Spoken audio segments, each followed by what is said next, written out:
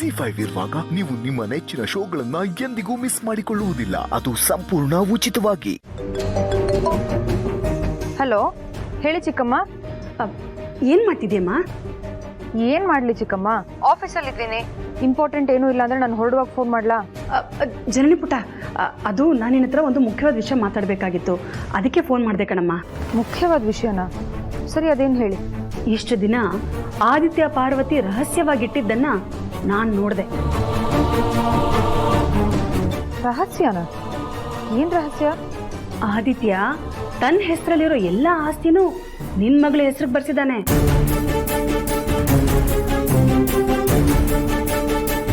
ಅಷ್ಟೇ ಅಲ್ಲ, ಮುಂದೆ ಅವನಿಗೆ ಸೇರ್ಬೇಕಾದ ಆಸ್ತಿ ಎಲ್ಲ ನಮ್ ಲಕ್ಷ್ಮೀ ಪುಟಾಣಿಗೆ ಹೋಗ್ಬೇಕು ಅಂತ ಬರ್ಸಿದ್ದಾನೆ. ಚಿಕ್ಕಮ್ಮ, ಏನ್ ಹೇಳ್ತಿದ್ದೀರಾ ನೀವು? ನನಗೆ ನಂಬೋದಕ್ಕೆ ಆಗ್ತಾ ಇಲ್ಲ. ಅಲ್ಲ, ಭಾವ ಅವ್ರ ಹೆಸರಲ್ಲಿರೋ ಆಸ್ತಿನೆಲ್ಲ ನಮ್ಮ ಮಗಳ ಮೇಲೆ ಯಾಕೆ ಬರೀತಾರೆ? ಅದೇ ಕಣಮ್ಮ, ನನಗೂ ಗೊತ್ತಾಗ್ತಾ ಇಲ್ಲ. ಯಾರಾದ್ರೂ ತಮ್ಮ ಪಾಲಿನ ಆಸ್ತಿನ ನಮ್ಮ ಹೆಸರಿಗೆ ಬರ್ದಿದ್ದಾರೆ ಅಂದ್ರೆ ಸಾಯೋವಾಗ್ಲೂ ಒಂದು ಸಣ್ಣದಾದ ಖುಷಿ ಮನ್ಸಲ್ಲಿ ಇದ್ದೇ ಇರತ್ತೆ ಅಲ್ವಾ? ಎಷ್ಟೇ ಆಗ್ಲಿ ಅದು ಆಸ್ತಿ ಅಲ್ವಾ? ಆದ್ರೆ ಈಗ ಆದಿತ್ಯ ಮಾಡಿರೋ ಕೆಲ್ಸನ ನೆನೆಸ್ಕೊಂಡ್ರೆ ಖುಷಿ ಬದಲು ಭಯ ಆಗತ್ತೆ. ಭಯ ಯಾಕೆ? ಮೊದ್ಲೇ ಅವನು ಅವನ ಹೆಂಡತಿ ನಿನ್ ಮಗಳನ್ನ ಅವ್ರ ಮಗಳು ಅನ್ನೋ ತರ ನೋಡ್ಕೊಳ್ತಾ ಇದ್ದಾರೆ.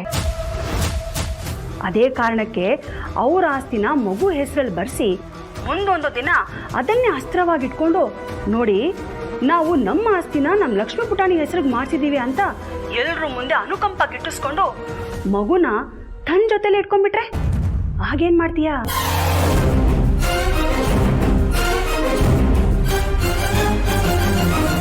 ಮೊದ್ಲೇ ಆ ಪಾರ್ವತಿಗೆ ಮಕ್ಕಳಾಗೋ ಯೋಗನೂ ಇಲ್ಲ. ಹಾಗಾಗಿ ನಮ್ ಪುಟಾಣಿನೇ ಅವ್ರ ಮಗಳಾಗಿ ಯಾಕೆ ಇಟ್ಕೋಬಾರ್ದು ಅನ್ನೋ ದುರಾಲೋಚನೆಗೆ ಬಂದು ಈ ಉಪಾಯ ಮಾಡಿರ್ಬೋದು ಅಲ್ವಾ?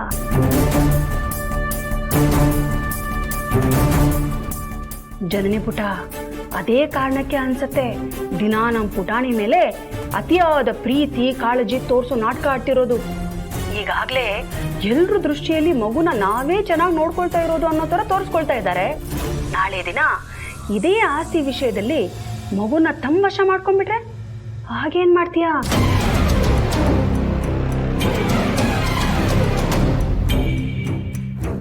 ಅಲ್ಲಮ್ಮ, ನಿನ್ನ ಹತ್ರ ನಿನ್ ಗಂಡನ ಹತ್ರ ಇಲ್ದಿರೋ ಆಸ್ತಿ ಅವ್ರು ಮಾಡಿದಾರಾ? ಅಷ್ಟಕ್ಕೂ ನೀನ್ ಹೆತ್ತ ಮಗು ಹೆಸರಲ್ಲಿ ಅವ್ರು ಯಾಕೆ ಆಸ್ತಿ ಬರೀಬೇಕು? ಅವ್ರಿಗೆ ಯಾರ ಅಧಿಕಾರ ಕೊಟ್ಟಿದ್ದು? ಯಾರನ್ನ ಕೇಳಿ ನಿರ್ಧಾರ ತಗೊಂಡ್ರು? ನೋಡಮ್ಮ ಜನನಿ, ಇದನ್ನೆಲ್ಲ ನೀನು ಪ್ರಶ್ನೆ ಮಾಡಬೇಕು. ಇಲ್ದೆ ಹೋದ್ರೆ ಕೈಯಿಂದ ತುಪ್ಪ ಜಾರ್ ಹೋದಂಗೆ ಇವತ್ತಲ್ಲ ನಾಳೆ ನಿನ್ ಮಗು ನಿನ್ ಕೈ ಜಾರ್ ಹೋಗೋದು ಗ್ಯಾರಂಟಿ.